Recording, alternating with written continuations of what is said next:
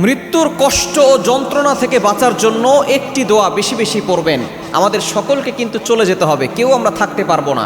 সুতরাং এই মৃত্যুর কষ্ট থেকে যদি বাঁচতে চান আপনি একটি দোয়া পড়বেন। নবীজি সাল্লাল্লাহু আলাইহি ওয়াসাল্লাম এই দোয়াটা পড়েছিলেন যখন তিনি ইন্তেকাল করবেন। আম্মা জান আয়েশা রাদিয়াল্লাহু তাআলা আনহা থেকে হাদিসটি এসেছে, এটা তিরমিজি শরীফের 978 নম্বর হাদিসের ভিতরে রয়েছে। মনে রাখবেন আমাদের সকলকে কিন্তু চলে যেতে হবে। We have to go back to our Lord. আমরা সকলে আল্লাহর কাছে ফেরত চলে যাব, কেউ আমরা থাকতে পারবো না। আল্লাহ তাআলা নিজে বলে দিয়েছেন সূরা আলে ইমরানের 185 185 নম্বর আয়াতে আল্লাহ বলছেন, কুল্লু নাফসিন যায়িকাতুল মাউত, all animals R mortal, so the man is mortal. প্রত্যেকটা প্রাণীকে মৃত্যুর স্বাদ গ্রহণ করতে হবে। আমাকে আপনাকে সকলকে চলে যেতে হবে, কেউ আমরা থাকতে পারবো না। সুতরাং মৃত্যু সকলের কাছে আসবে, সকলকে চলে যেতে হবে। এখন আপনি অহংকার দেখাচ্ছেন, এখন আপনার অনেক টাকা পয়সা আছে, সম্পদ আছে, একদিন এই সব কিছু ছেড়ে চলে যেতে হবে। এজন্য মৃত্যুর কষ্ট যন্ত্রণা খুব ভয়ঙ্কর। নবীজি সাল্লাল্লাহু আলাইহি ওয়াসাল্লাম নিজেই বলে দিয়েছেন এই যন্ত্রণা, এই কষ্ট মানুষ কেমনভাবে পাকড়াও করবে। তবে যদি আপনি মুমিন বান্দা হন, মুত্তাকি বান্দা হন, আল্লাহর কাছে দোয়া করেন, তাহলে আপনার জন্য এই মৃত্যু কষ্ট একটু সহজ হয়ে যাবে, যন্ত্রণাটা একটু সহজ হয়ে যাবে।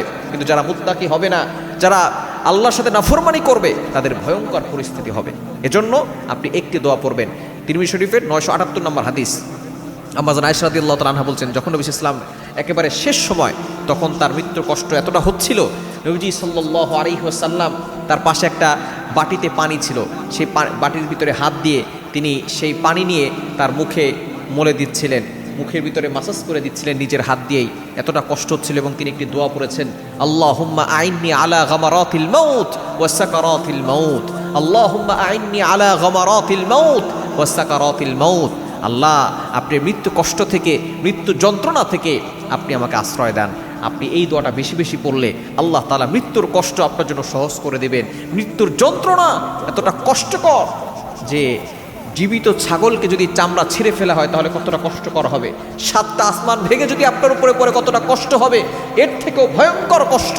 এই কষ্ট দূর করার জন্য এই দোয়াটা বেশি বেশি পড়বেন, আল্লাহুম্মা আইন্নি আলা গামারাতিল মাউত ওয়া সাকারাতিল মাউত। দেখবেন আল্লাহ তাআলা এই মৃত্যুর সময় আপনার সকল কষ্ট সহজ করে দিবেন।